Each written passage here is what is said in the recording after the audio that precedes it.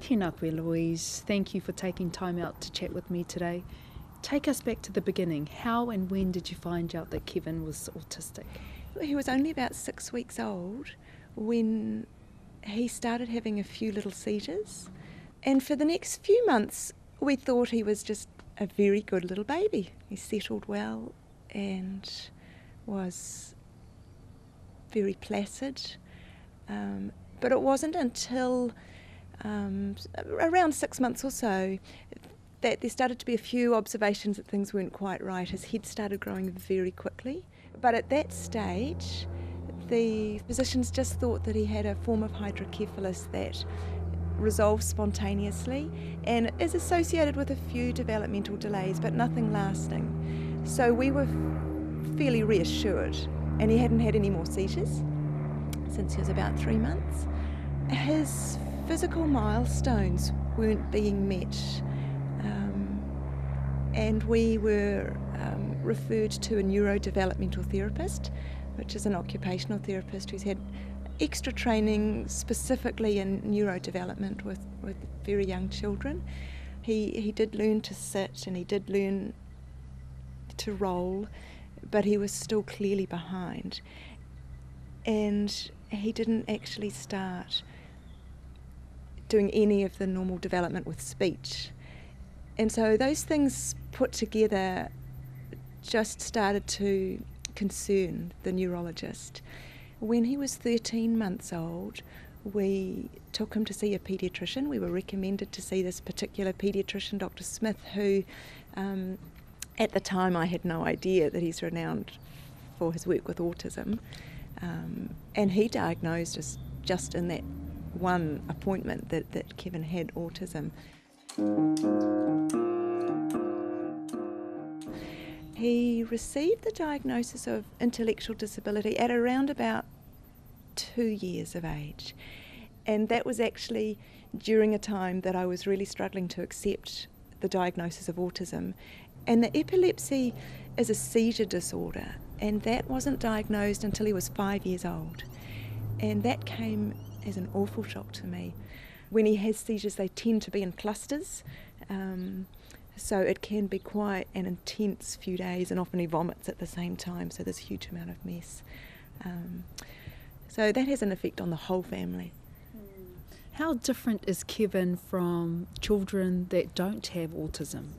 There's a huge difference, and observing him, you very quickly see that he has these repetitive movements. He's often blowing raspberries, and he often chews on a big rubber chewy tube because he likes to have something continually in his mouth.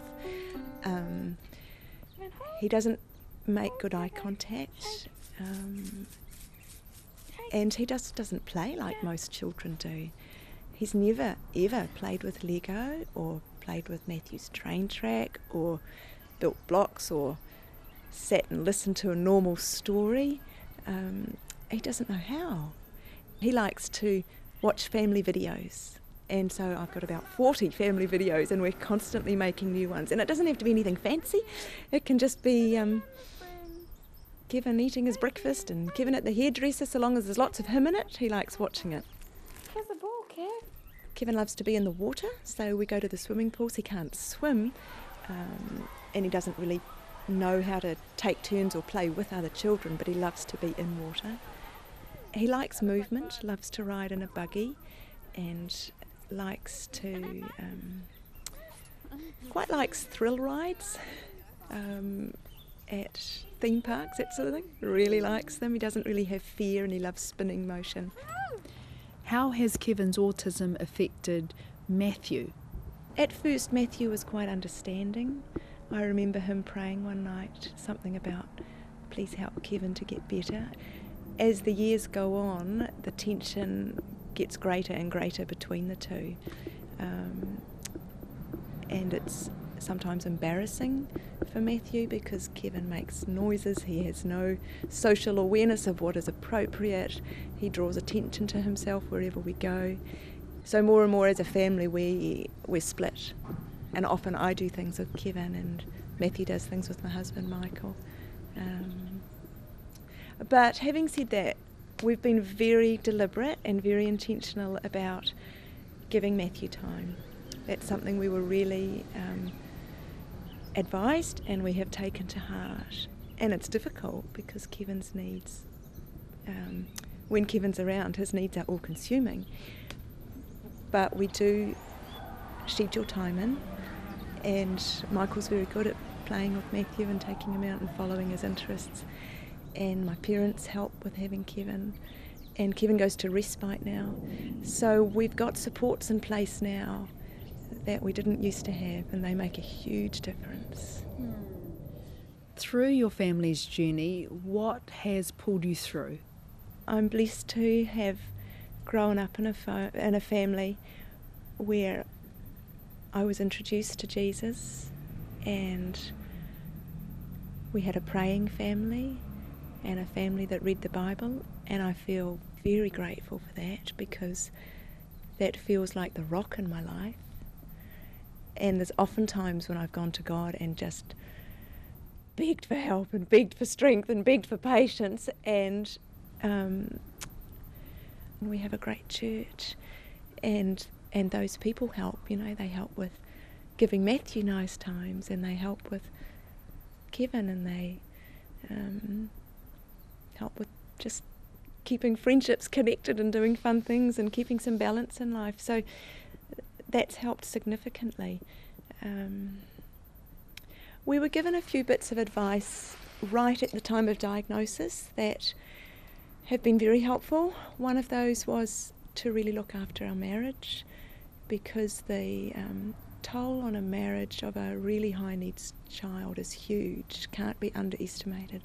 Don't think anyone can really know unless they've walked it, and I would say that that's been one of the best bits of advice that we've ever been given. And I do think it's really important for mums to find some things that help to recharge them. And your hopes for Kevin and for the future? Yeah, I'm feeling quite hopeful at the moment because finally we've got a pretty good package for Kevin. It's taken a long time, but we've got a team of carers who come in regularly now and help after school, and we're getting much more help on the weekends that we used to, so that we can get out and do other things on the weekend without Kevin. And Kevin's going to respite more often. So I feel, at the moment, I feel like we can keep Kevin in our family and still function fairly well, whereas about a year ago I was actively pursuing residential care for Kevin because I just didn't know how much longer I could cope or our family could cope. So I'm certainly feeling more hopeful now. Louise, thank you so much. Ngā mihi ki a koe. Thank you for sharing with us today. Thank you. It's been my pleasure. Ready, go. Woohoo! Say hello, Mum. Pedro. Good boy.